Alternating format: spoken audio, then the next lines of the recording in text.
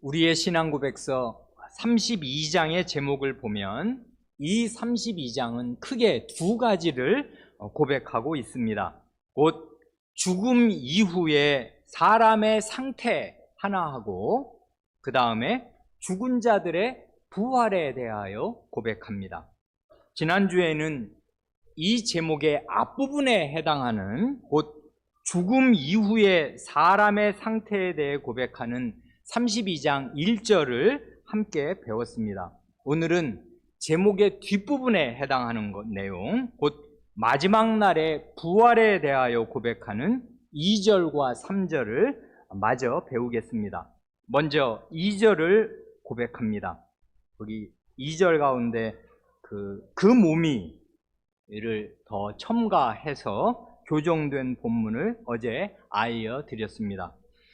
마지막 날에는 마지막 날에는 살아있는 자들이 죽지 않고 변화할 것이며 모든 죽은 자들은 비록 질적으로는 다를지라도 다른 몸이 아닌 그 동일한 몸으로 일어날 것이고 그 몸이 그들의 영혼과 영원히 결합할 것입니다. 먼저 하나님의 말씀과 신앙 고백은 마지막 날, 인류 역사에 마지막 날이 올 것을 아주 분명하게 가르칩니다. 인류의 역사는 맨 처음에 시작된 그 첫날이 있었듯이 모든 과정을 종결짓고 끝내는 역사의 마지막 날도 있을 것이고 그 후로는 시간 자체가 사라진 영원한 세계가 우리 앞에 펼쳐지겠습니다. 이처럼 하나님의 그 강력한 주권은 시간에도 미쳐서 하나님 자신이 시간을 시작하기도 하시고 시간을 끝내기도 하십니다. 그러니까 시간은 영원 전부터 흘러와서 끝없이 영원히 흘러가는 무한한 실체인 것이 결코 아닙니다. 이게 사람의 머리로 쉽게 이해되거나 납득되는 사실은 물론 아닙니다마는 시간은 하나님의 피조물로서 시작과 끝이 있는 유한한 것입니다. 그래 과거의 성경 공부 시간에 몇 번 말씀드린 대로 우리 어린 사람들이 직물적으로 쉽게 이해할 수 있도록 시간은 이 볼펜과 같은 것입니다. 이렇게 시작이 있고 끝이 있어요.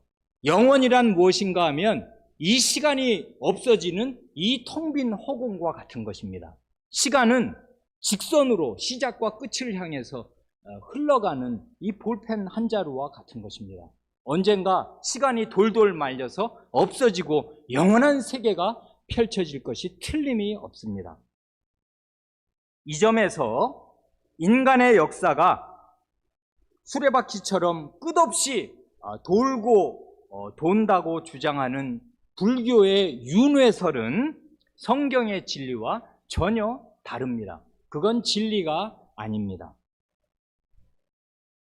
이 32장 2절은 마지막 그날에 일어날 일을 고백합니다. 마지막 그날에도 그때까지 이 땅에 살아있는 사람들이 다수 있을 것이고 그 전에 각 시대마다 죽고 또 죽어서 땅에 묻힌 사람들이 또한 무수히 많이 있을 것입니다. 그 모든 사람들이 살아있는 사람이든 이미 죽은 사람이든 간에 그날에 어떻게 될 것인가를 지금 고백하는 것입니다. 그러니까 이 32장 2절의 내용은 예수님을 믿는 신자들에게만 일어날 일을 고백하는 것이 아니고요. 신자든 불신자든 상관이 없이 모든 사람에게 다 일어날 일을 고백하고 있습니다. 그러니 최후의 부활이란 첫사람 아담 이후에 전 인류가 단 한 사람도 빠짐없이 누구나 경험하게 될 참으로 거대하고 보편적인 사건입니다. 지금 전 세계의 인구가 80억 명이 넘는다고 하는데요. 아담 이후로 이 땅을 살다 간 전 인류의 수가 과연 얼마나 되는지 우리가 다 헤아릴 길이 없습니다. 그 수가 얼마가 되었든지 간에 그날에 그리스도께서 그 사람들을 다 일으키셔서 자기 앞에 세우시겠습니다. 그러니 이 큰일을 행하시는 예수 그리스도는 과연 얼마나 크신 분이며 그리스도의 능력이 얼마나 큰 것인지 이루 다 헤아릴 길이 없습니다. 그래 마태복음 28장 18절에서 하늘과 땅의 모든 권세를 내게 주셨다 하고 말씀하신 대로 하늘과 땅의 모든 권세를 발휘하셔서 이 일을 행하시겠습니다. 그날에 일어날 일을 두 가지로 나누어 고백하는데요. 그날까지 살아있는 사람들은 어떻게 되고 그 전에 죽은 모든 사람들은 어떻게 되는가를 차례로 고백합니다. 마지막 날에는 살아있는 자들이 죽지 않고 변화할 것입니다. 즉 주님께서 다시 오시는 그날에는 이 땅에 살아있는 사람들이 그게 신자든 불신자든 상관이 없이 죽음의 현상, 곧 몸과 영혼이 분리되는 죽음을 겪지 않고 그 몸이 영원한 부활의 몸으로 바뀔 것입니다. 그리고 그 전에 죽은 모든 사람들, 곧 아담 이래로 주님께서 다시 오시는 그날 전에 죽은 모든 사람들은 다 일어나서 각각 영원한 몸을 입게 될 것입니다. 말이 쉽지 이게 너무나 엄청난 일이어서 사람의 눈으로는 도무지 불가능해 보입니다. 왜냐하면 그 타이타닉호에 탔던 사람들처럼 바다에 빠져 죽은 그 많은 시신들은 말하기도 무참하지만 말하자면 물고기 밥이 된 지 오래입니다. 그 시신을 어떻게 찾을 수가 없어요. 물고기 뱃속에 들어갔다가 사람 뱃속으로 들어온단 말입니다. 그리고 전쟁 중에 전투기나 수송기가 폭탄에 맞으면 그 비행기에 탄 사람들은 재가 되어서 시신을 찾을 수도 없습니다. 그 지난번 무슨 9.11 테러 때 그 쏟아져 내린 그 빌딩 안에 있는 사람들의 시신을 어떻게 수습할 것이며 어떻게 찾냔 말입니다. 그런 사고가 아니고 그냥 고의 장례를 치른 경우라 하더라도 100년, 1000년이 지나면 시신이 다 썩고 흙으로 돌아가서 도무지 분간할 수가 없는데 무슨 수로 그 많은 사람들을 다 살려내냔 말입니다. 이게 우리 사람의 눈으로 가능할 것 같이 보이지 않습니다. 이때 주님의 말씀이 생각납니다. 사람으로는 할 수 없으되 하나님으로는 그렇지 아니하니 하나님으로서는 다 하실 수 있느니라. 마가복음 10장 27절 그 말씀이 여기에도 해당될 것입니다. 이건 물론 부자는 천국에 들어가기가 거의 불가능에 가깝게 어렵다. 차라리 낙타가 바늘귀로 들어가는 것이 부자가 천국에 들어가는 것보다 쉬울 거다 하고 주님이 말씀하시지 않습니까? 왜 그래요? 부자는 재산 관리하는데 온 그의 신경이 다 쓰이고 주로는 그리고 그 많은 재산을 가지고 떵떵거리며 사니까 저 세상 하나님에게는 관심이 없고 이 세상 이 한평생 어떻게 잘 즐기고 살까에 온통 신경 쓰고 사니 천국에 들어갈 가능성은 정말 희박한 것입니다.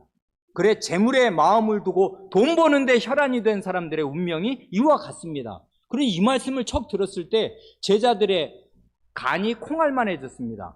그런즉 누가 구원을 얻으리이까?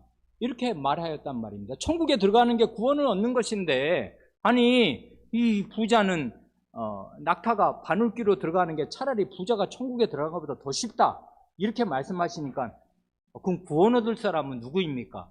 하고 제자들이 불안감에 주님께 여쭈었더니 주님께서 하신 말씀이 이것입니다. 사람으로는 못한다. 부자든 가난한 사람이든 돈에 매여 사는 건 똑같습니다. 부자는 부자이니까 돈에 매여 살고, 가난한 사람은 돈이 없으니까 돈 벌려고 돈에 매여 살지 않습니까? 그러니 결국 가난한 사람이 천국에 못 들어가는 것도 낙타가 바늘구멍에 들어가는 것보다 더 어려울 것입니다. 그러니 사람으로서는 구원을 얻을 수 없으나 하나님으로는 그렇지 아니하니 하나님으로는 다 하실 수 있습니다. 하나님께서 은혜를 주시면 그 끊을 수 없는 재물에 대한 탐심을 끊을 수 있게 되고, 재물에 대한 정당한 생각을 가질 수 있게 되어서, 이건 내게 아니고 하나님 것이고 하나님이 내게 관리하라고 주신 것이니까 하나님의 것을 하나님의 뜻대로 쓰고 가면 된다 하고 이 땅에서 훨씬 더 많은 선을 쌓을 수 있게 돼요. 가난한 사람이 극한 가난 가운데 형제를 도우려면 얼마든지 도울 수 있는 것이고, 부자는 더 할 일이 많아서 하나님의 은혜를 받는 사람들은 얼마든지 그 재물을 정당하게 사용할 수가 있습니다. 하나님으로서는 다 하실 수 있습니다. 이와 같이 사람으로서는 불가능해 보이는 그 일을 하나님은 능력으로 행하시겠습니다. 맨 처음에 사람을 만드실 때에도 흙덩이에 생기를 불어넣으셔서 사람으로 만드신 하나님의 그 한없는 능력으로 흙 속에서 원래 그 사람을 이루었던 원소들을 다 찾아내시는 것이 하나님께는 전혀 불가능한 일이 아닙니다. 그러니 하나님께서 창조하신 세계에서 하나님의 이 첫 창조의 그 무궁한 능력과 지혜를 경험하는 우리에게는 하나님의 재창조를 믿는 것이 어려운 일이 아닙니다. 하나님께서, 다른 말로 하면 예수 그리스도께서 자신의 무한한 능력으로 그 당시 살아있는 사람들과 그 전에 죽은 모든 사람들에게 부활의 몸을 입히셔서 자기 앞에 세우시겠습니다. 그런데 이 2절에서 한 가지 유의할 점이 있습니다. 그게 뭐냐 하면, 모든 죽은 자들은 비록 질적으로는 다를지라도 다른 몸이 아닌 그 동일한 몸으로 일어날 것이고, 그 몸이 그들의 영혼과 영원히 결합할 것입니다. 하지 않습니까? 죽은 모든 사람들이 부활할 때 다른 몸이 아닌 그 동일한 몸으로 일어날 것이라 합니다. 그러나 질적으로는 다를 것이라 합니다. 이게 뭔 말입니까?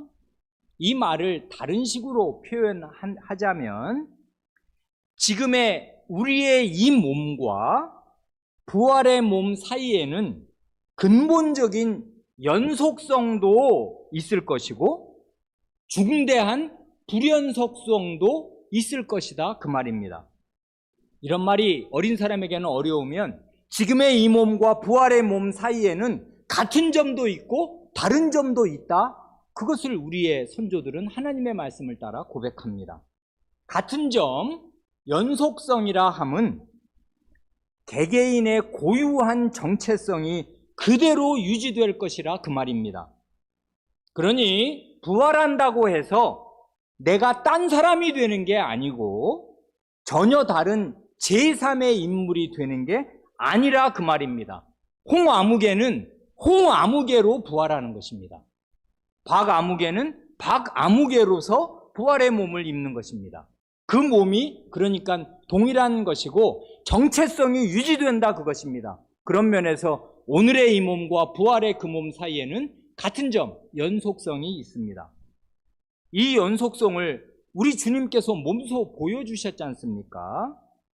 부활하시기 전에 주님의 몸과 부활하신 뒤에 주님의 몸은 큰 차이가 있는 것을 제자들이 겪어서 알았습니다. 부활하시기 전에야 이 완전히 우리와 똑같은 몸이어서 3년 반을 같이 먹고 자고 한 제자들은 주님의 몸에 기댈 수도 있었고 만질 수도 있었고 주님이 뭘 떼어서 주시면 받아 먹기도 하고 다 했단 말입니다.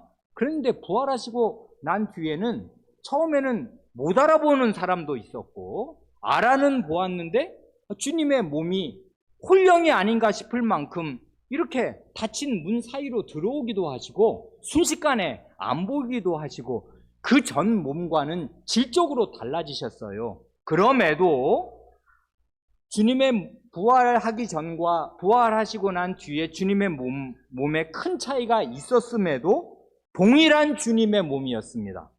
심지어 양손의 못자국과 옆구리의 창자국도 그대로 간직하고 계셨습니다. 그러니 주님의 몸이 질적으로 달라졌지만 그게 주님의 몸이지 딴 사람의 몸이 된 게 아니에요. 십자가에 달려 죽음을 맛본 그 주님의 몸, 그것으로 부활하신 것입니다. 그러니 주님의 정체성이, 몸의 정체성이 그대로 유지됩니다. 그러나 불연속성도 있을 것입니다. 질적으로 완전히 다른 몸을 입게 될 것입니다. 부활의 몸은 영원히 존속될 영구적인 몸이라는 점에서 지금 우리가 입고 있는 이 썩을 몸, 이 약한 몸과는 질적으로 전혀 다른 몸입니다. 이 영원한 세계를 견디는 결코 부패하거나 썩지 않은 영구히 존속될 몸이니 그건 우리가 이 세상에서 부활하신 주님을 친견한 사람들 외에는 한 번도 겪어보지 못한 그런 신기한 몸을 입게 될 것이라 그 말입니다. 2절은 이만큼 이제 주님께서 여실 마지막 그날, 마지막 최후 심판의 날이 되면 모든 사람, 산 자든 죽은 자든 모든 사람이 어떻게 될 거냐, 부활의 몸을 입게 된다 말합니다. 이어서 32장 3절은 악인의 몸과 의인의 몸을 구분하여 고백합니다. 이게 우리에게는 큰 위로며 동시에 큰 두려움의 원인이 되겠습니다. 32장 3절을 마저 고백합니다. 악인의 몸은, 시작, 악인의 몸은 그리스도의 능력으로 일어나 부끄러움을 당하고 의인의 몸은 그분의 영으로 일어나서 영광을 입을 것이며 그분 자신의 영광스러운 몸과 같이 될 것입니다. 3절은 마지막 심판날에 악인의 몸, 곧 불신자의 몸은 어떻게 되고 의인의 몸, 곧 신자의 몸은 어떻게 되는가를 고백합니다. 방금 고백한 그 내용, 악인의 몸은 그리스도의 능력으로 일어나 부끄러움을 당하고 의인의 몸은 그분의 영으로 일어나서 영광을 입을 것이며 그분 자신의 영광스러운 몸과 같이 될 것이라 합니다. 바로 이 사실을 주님 자신이 친히 입을 열어 말씀하셨습니다. 그래, 각주 6번과 7번은 대개 증거송구들이 겹치는데요. 각주 6번과 7번에 첫 번째, 두 번째 증거송구로 연이어 나오는 그 오늘 본문으로 읽은 그 요한복음 5장 말씀 가운데 27절 이하만을 읽으면 이렇습니다. 또 인자됨으로 말미암아 심판하는 권한을 주셨느니라 하지 않습니까? 이게 무슨 말씀이겠습니까? 원래 만민의 심판자는 하나님 아버지 한 분입니다. 아시는 대로 재판권과 왕권은 같은 것이에요. 왕이 최고 재판장이거든요. 어느 나라나 그렇습니다. 요즘에야 이제 민주국가에서는 그 왕권을 제한하기 위해서 3권이 분립이 돼서 행정권과 입법권과 사법권이 다 분리되어 있지만은 과거 왕정 체제는 다 그렇지 않은 거 다 아실 것입니다. 왕이 최고 재판관이에요. 그 왕에게 생사 여탈의 권리가 있어서 그 사형 죽여라 하면 정말 즉결 처형하는 것이고 풀어줘라 하면 풀려나는 것입니다. 왕이 재판장이에요. 그래, 만민의 심판장은 하나님 한 분이십니다. 성부 하나님이십니다. 그런데 여기 보면 인자됨으로 말미암아입니다. 하나님의 아드님을 이 죄인을 구원하는 구주로 사람의 몸을 입혀 하나님의 아들을 사람의 아들로 이 땅에 보내시는 관계로 그 일을 순종해서 그 일을 완수한 아드님께 사람이신 예수 그리스도께 하나님의 대권, 하나님의 왕권, 최후의 심판하는 권한을 위임하신 것입니다. 그러니까 이건 아드님이 예수 그리스도가 됨으로 말미암아 위임받은 권세예요. 그래, 예전에 한번 그 말씀 드린 적이 있습니다. 왜 그리스도의 부활이 그 심판장 되심의 증거가 되는가? 그건 왜 그러냐면 그리스도께서 자신의 몸과 영혼으로 심판의 기준을 호리도 남김없이 체득하셨기 때문에 그래요. 범죄자는 어떤 형벌을 받는다 하는 걸 그리스도는 몸과 영혼으로 지옥의 모든 형벌까지 다 겪어내신 분입니다. 그러니 하나님의 진노의 엄중함을 몸과 영혼으로 겪어서 아시고 다 겪으셨습니다. 그래서 죄가 얼마나 두렵고 끔찍한지도 아시고 그 죄에 대한 하나님의 형벌이 어떻게 시행되며 어떻게 이루어져야 되는지를 본인이 겪어서 제일 잘 아시는 분이에요.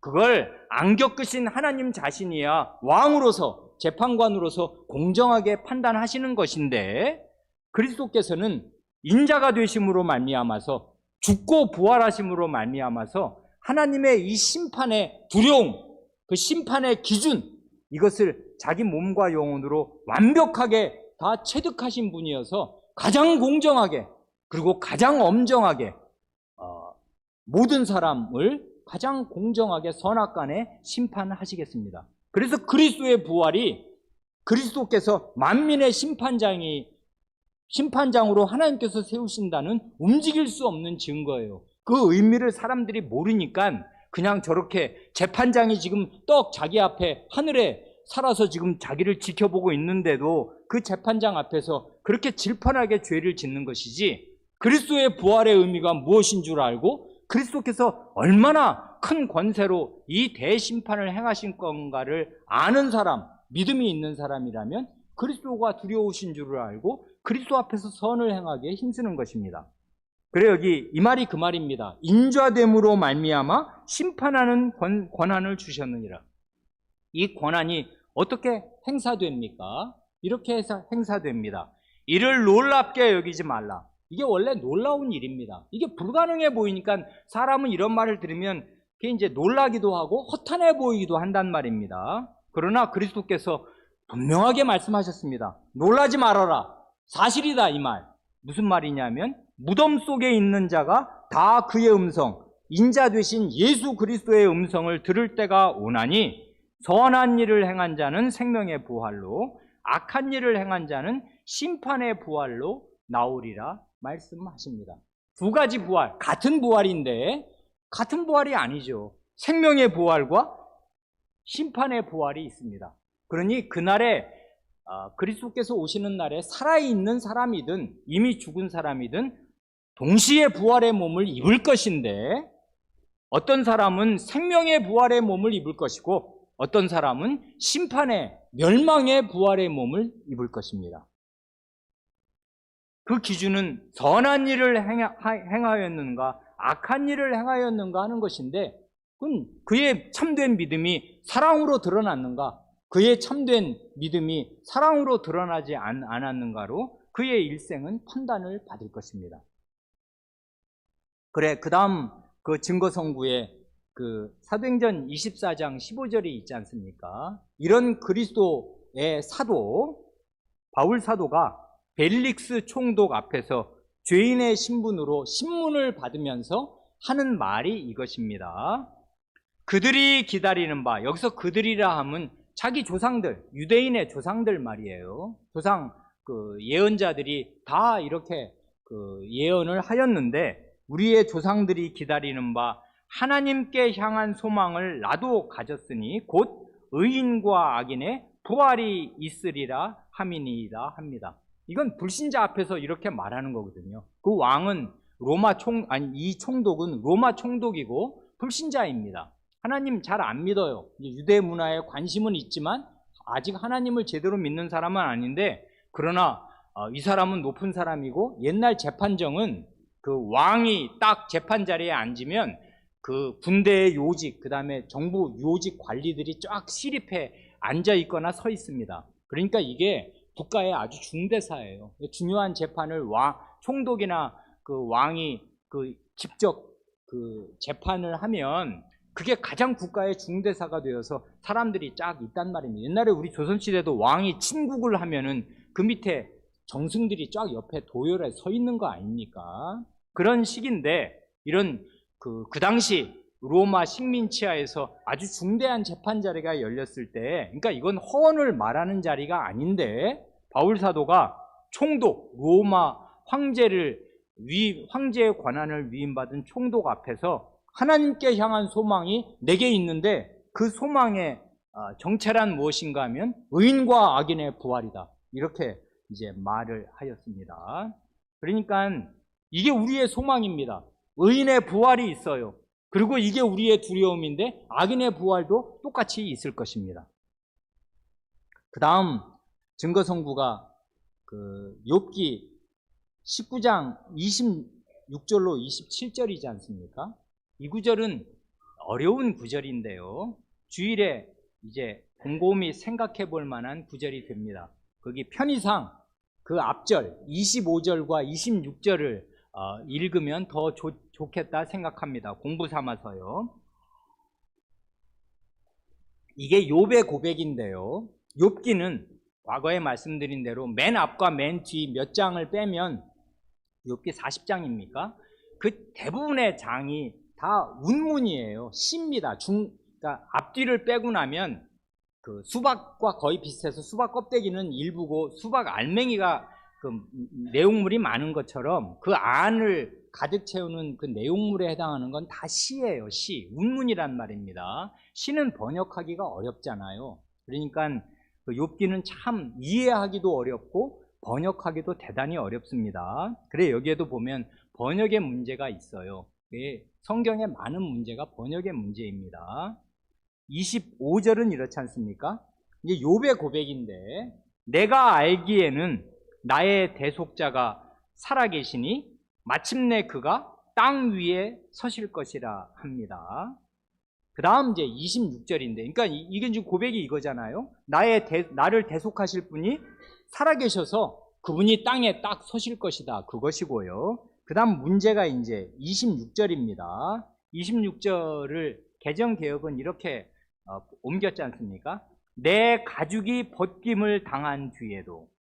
그러니까 이건 이제 죽는다 그 말이죠. 살가죽이, 이 사람은 거의 지금 헌대가 나가지고 아닌 게 아니라 몸 살가죽이 다 벗겨질 형편이고, 그리고 조금 있으면 이제 죽을 줄 알았으니까, 죽을 것 같은 고통 가운데 있으니까 곧 나 죽으면 그러면 내 가죽이 벗겨질 거다 이랬습니다. 근데 여기 그 개역 한글, 과거에 가지고 계신 개역 한글에서는 나의 이 가죽 이것이 썩은 후에 그랬지 않습니까? 그러니까 그 말입니다. 내 가죽, 살가죽 이것이 썩은 뒤에, 또는 내 가죽이 벗김을 당한 뒤에, 그 다음 말이 문제인데요.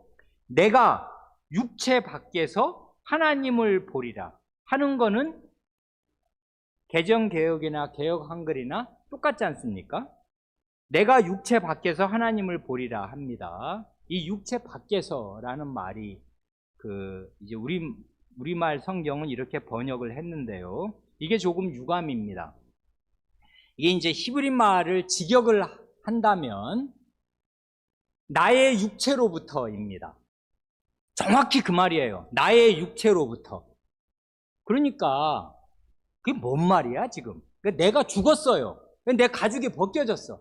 땅속에 묻혔어요. 그게 이제 육탈이 되는데, 그런 뒤에 내가 육체로부터 하나님을 보리라 한단 말입니다. 그러니 그 로부터라는 말이 문제잖아요.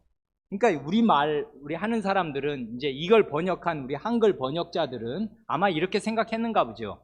죽었으니까 이제 죽었으면 땅에 묻혔고, 그러니까 내 영혼이, 말하자면 이런 말을 쓰진 않았지만 이건 시니까 말이에요. 내 육체는 이제 벗겨졌고 내 육체 밖에서 나의 대속자 하나님을 뵐 거다라고 욥이 말한 것으로 번역을 한 것입니다. 그런데 실제 말은 육체로부터 하나님을 보리라 한 것이에요. 그러니까 육체에서 하나님을 보리라 해도 말이 돼요. 육체로부터 하나님을 보는 거니까 말입니다. 그래서 영어 성경이 때때로 우리에게 도움이 되지 않습니까? 대부분의 여러분이 가지고 계시고 보실 수 있는 영어 성경 대부분은 in my flesh, in my body입니다. 육체 밖에서예요? 육체 안에서예요? 육체 안에서라고요. 육체로부터 하나님을 보니까 내 육신으로 하나님을 본다 하니까 육체 밖에서가 아니라 거꾸로 우리말로 굳이 옮기자면 내가 육체 안에서 하나님을 보리라. 이렇게 욥이 고백한 것으로 번역을 해 놓았습니다. 그리고 어느 한 영어 성경만 from my flesh, 아주 가장 정확하게 히브리어 말을 영어로 옮긴 거죠. 나의 육체로부터입니다. 이 육체로부터라는 게 이게 내 죽은 이 몸에서를 말하는 건지 부활한 몸을 말하는 건지 그런 건 우리는 모릅니다. 이건 시니까. 그렇지만 정확한 건 육체로부터입니다. 그러니까 육체로부터라고 말할 때 육체 안에서라고 말할 수도 있는 거예요. 그러니까 이게 욥의 일종의 부활신앙입니다. 나는 죽을 것입니다.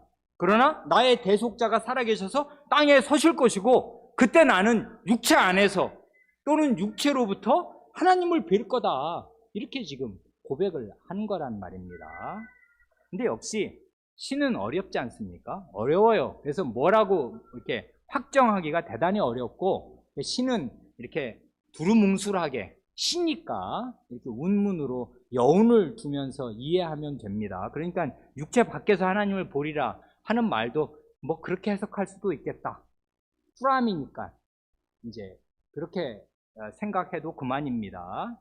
이런 말이 너무 어려우신 분들은 더 확실하고 분명한 구약의 말씀이 있습니다. 그러니까 이 부활신앙은 신약의 그리스도의 부활 이후에 아주 명명백백하여진 것이지만 구약시대에 부활신앙이 없었던 것이 아니에요. 그러니까 아주 희미하지만 중간중간에 이렇게 별빛이 깜빡깜빡 하듯이 나타나는데 욥기 19장 26절 27절이 그 하나의 증거가 되고 결정적인 증거는 다니엘서 12장 2절입니다. 그 다음에 증거선고에 나오는 거지 않습니까?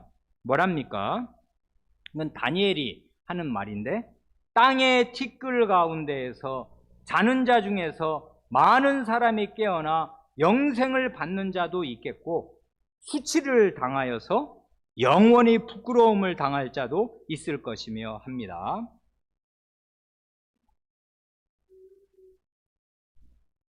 너는 흙이니 흙으로 돌아갈 것이니라. 이게 흙이라는 말이 그게 티끌이라는 말이거든요. 정말 사람은 먼지입니다. 이 땅 이런 흙덩이가 아니라 흙에 있는 한 알 부스러기 말이에요. 먼지, 더스트. 너는 그 땅의 티끌이 바로 그거예요. 사람의 원래 본질이 땅의 티끌을 하나님이 이렇게 모으셔가지고 거기다가 생기를 불어넣으셔서 사람을 만드셨는데 그 사람이 하나님의 형상 노릇 못하니까 이제 너는 먼지로 돌아가라, 티끌로 돌아가라 이렇게 하셔서 그야말로 땅의 티끌로 다 돌아갔는데 그게 끝이 아니다 이것입니다. 다니엘은 그 옛날 시절의 구약에 이것을 고백하였습니다. 뭐랍니까?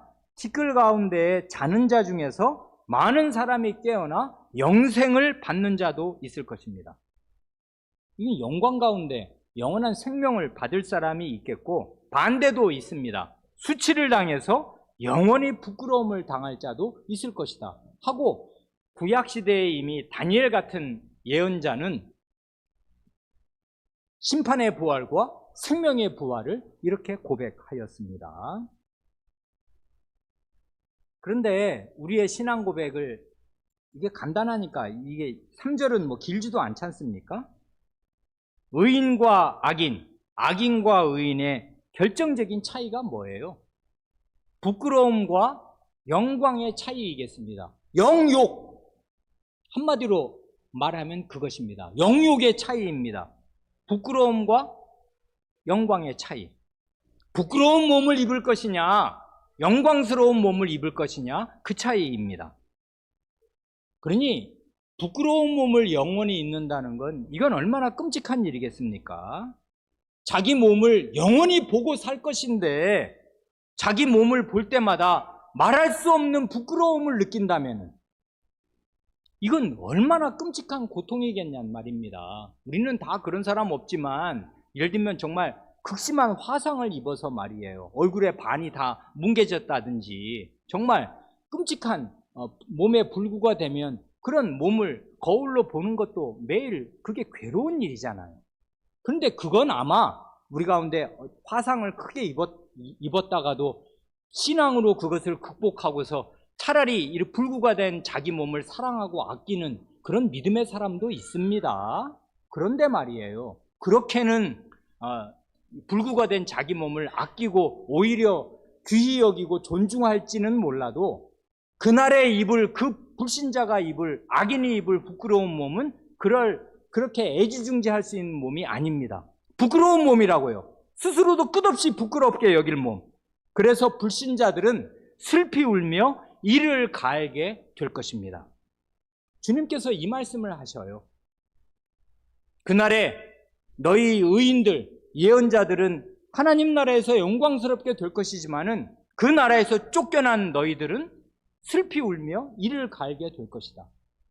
울 것입니다. 슬퍼서. 그리고 그 한탄과 이루 헤아릴 수 없는 그 고통 가운데 이를 갈게 될 것입니다. 왜 그러냐면 자기 몸이 영원히 부끄러운 몸이에요. 근데 그 몸을 늘 보고 살아야 해요. 그리고 그 고통이 말할 수가 없단 말입니다. 그런데 여기 이 3절은 짧지만 주목할 점이 하나 있습니다. 악인의 몸과 의인의 몸이 둘 다 일어나는데 그 몸이 일어나게 되는 능력의 출처가 달라요. 그거 주목해서 보셨습니까? 악인의 몸이 일어나는 능력의 출처는 뭐예요? 그리스도의 능력입니다. 왜 그리스도의 능력으로 일어나는 것입니까? 그리스도가 심판장이시기 때문에 그래요. 그리스도는 사람이 죽었다고 그를 놓아주시는 분이 아닙니다. 그러니 불신자는 이 사실을 명심해야 해요. 죽으면 끝이 아니란 말입니다. 이 세상에서야 끝이죠. 굉장히 흉악범이 정말 못된 일을 너무나 많이 해서 그 놈을 잡아서 무기징역에라도 처하고 사형을 시켜야 될 텐데 스스로 목숨을 끊어버립니다. 그러면 유가족들은 허탈하죠. 허탈해요. 이거 죄를 줄 수가 없어요. 이놈을. 자기가 목숨을 끊어버렸어. 그러니 이건 이제 죽은 내 딸만, 내 아들만 불쌍하고 이 범행을 저지른 이놈은 죽어버렸단 말입니다. 그러나 그리스도는 결단코 그렇게 한탄을 하실 분이 아니에요. 자신의 능력으로 아까 인자됨으로 말미암아 심판하는 권한을 위임받으셨기에 그 권한을 사용하셔서 모든 사람을 자기 앞에 세우실 것입니다. 선인이든 악인이든 자기 앞에 불러 세우시고 영원한 몸을 입히셔서 영원한 형벌을 가하시겠습니다. 그러니 그리스도의 그 심판하는 능력은 무한한 능력입니다. 이걸 우리가 다 헤아릴 길이 없을 것이에요. 그래, 그리스도의 능력으로 악인들은 부활할 것입니다. 그런데요, 의인의 몸은 무슨 능력으로 일어나는가요? 물론 그리스도의 능력으로 일어나겠습니다. 당연히 그리스도의 능력이 거기에 게재되고 뒷받침되겠습니다만은 우리의 신앙 고백은 굉장히 아름답게 고백하지요. 어떻게 고백해요? 그분의 영으로 일어난다 합니다. 누구의 영이요? 그리스도의 영, 그리스도의 신, 그리스도의 신이신 성신으로 말미암아 일어날 것입니다. 이게 달라요. 아주 다른 것입니다. 성신은 그 이름조차 거룩한 신이시기 때문에 영원히 멸망받을 그 사람들 몸에 작용하지 않으십니다. 이 세상에서부터. 그리고 마지막 그날에도 그 사람과 상관이 없을 것이에요. 그래서 그 거룩하신 신은 악인의 몸에 작용하지 않으실 것입니다. 오직 선인들, 의인들, 그리스도를 믿는 신자의 몸에 그리스도를 부활시키셨던 그 능력으로 작용하실 것입니다. 그래서 신자는 그리스도의 신으로 일어납니다. 이러니 이게 너무나 영광스러운 일이란 말입니다.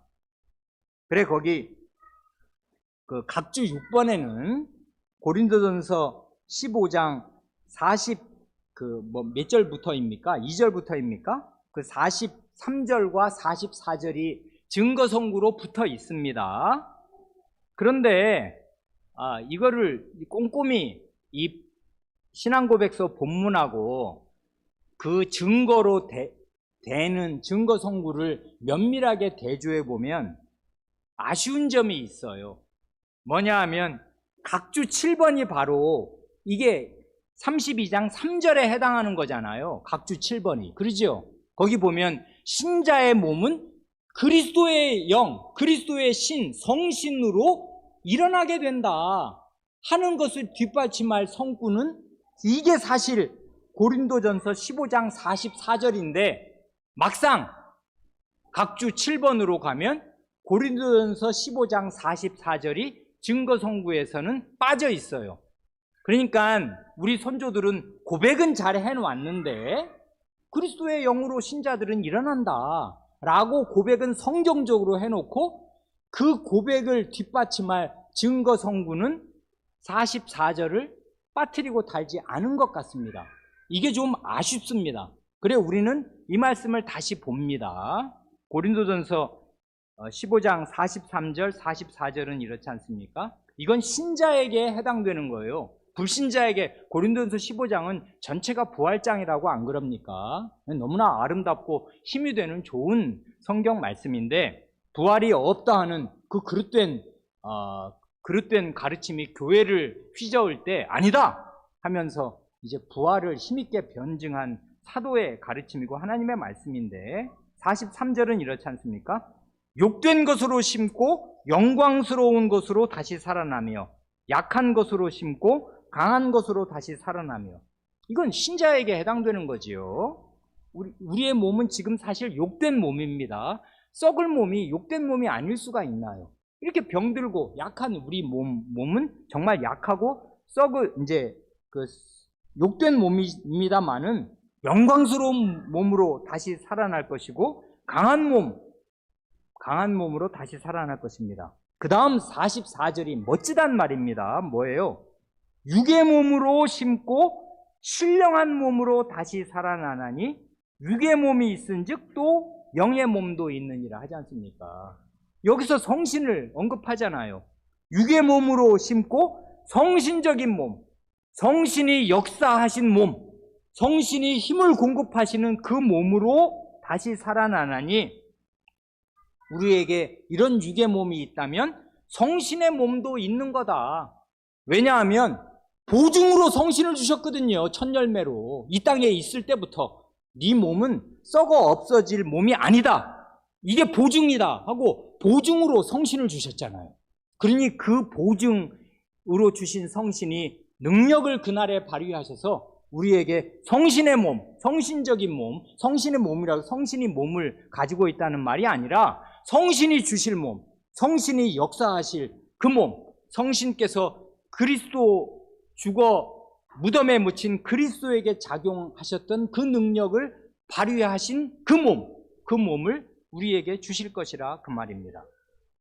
그러니 우리의 성경은 신자가 부활의 몸을 입을 때 그 몸은 이게 가장 하이라이트인데 왜 이게 영광스러운 몸이고 썩지 않을 몸이고 강한 몸인가 하면 성신적인 몸이기 때문에 그래요. 성신이 함께 하시고 성신이 힘을 불어넣으시고 성신이 붙들어 주시는 몸이기 때문에 그 몸은 영광스러운 몸이고 강한 몸이고 썩지 않을 몸이 되는 것입니다.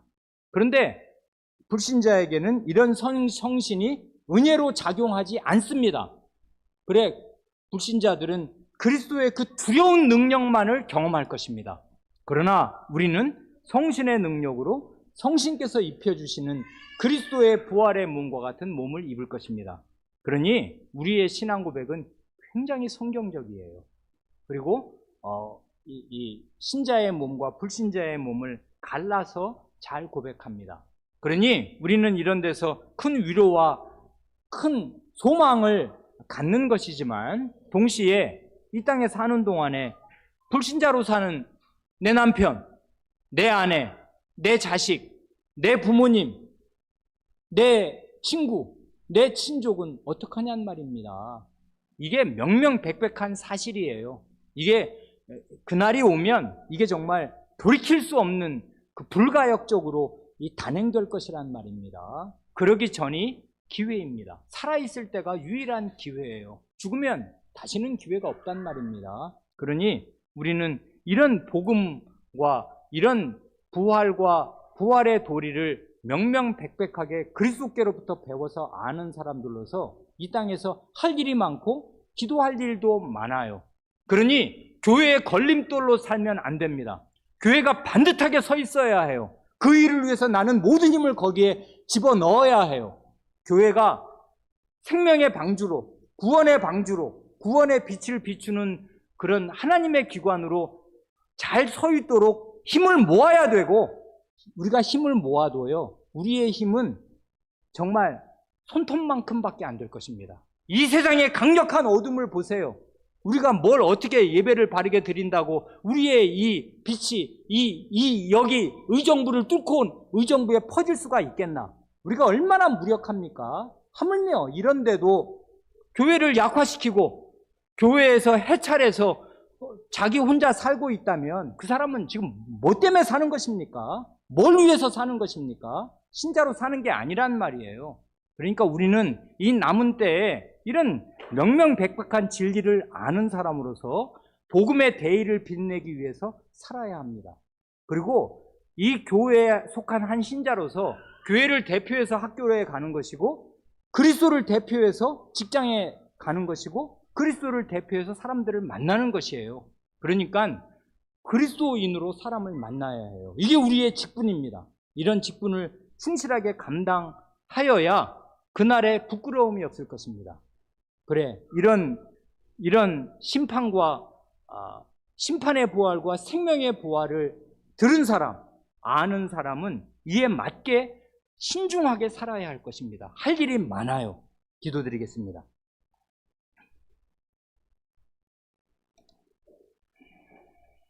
하나님 아버지, 저희의 선조들이 구약과 신약 성경에 있는 하나님의 말씀을 힘있게 복창하고 고백하면서 산자와 죽은 자의 부활이 있을 것을 말하고 악인과 의인의 부활이 있을 것을 말하오며 그날에 살아있든지 이미 죽었든지 관계가 없이 다 그리스도의 능력으로 부활의 몸을 입고 그리스도의 심판대 앞에 서서 믿음으로 살았는가, 믿음 없이 살았는가, 믿음으로 사랑을 나타내고 살았는가, 그 믿음이 거짓인 것을 사랑 없는 삶으로 입증하고 살았는가를 그리스도 앞에 판단받게 될 때 저희 가운데 아무도 부끄러운 모습으로 수욕의 몸을 입을 사람이 저희 가운데는 하나도 없게 하여 주시고, 성신을 받은 사람들로서 성신을 조차 행하여 거룩한 삶을 살고 사랑과 희락과 화평과 오래 참음과 자비와 양성과 충성과 온유와 절제의 열매를 저희의 인격과 생활에서 계속 맺으며 살아 성신을 받은 사람임을 생활과 인격으로 입증하고 살게 하시며, 그 성신이 마침내 저희가 무덤에 묻히더라도 저희의 무덤에 묻힌 몸에 역사하셔서 그리스도의 부활의 몸과 같은 영광스러운 몸, 강한 몸, 썩지 않을 몸, 성신적인 몸을 입혀주시는 것을 다 경험하는 그 복된 자리에 들어가게 하여 주시옵소서. 우리 구주 예수님의 이름으로 기도합니다. 아멘.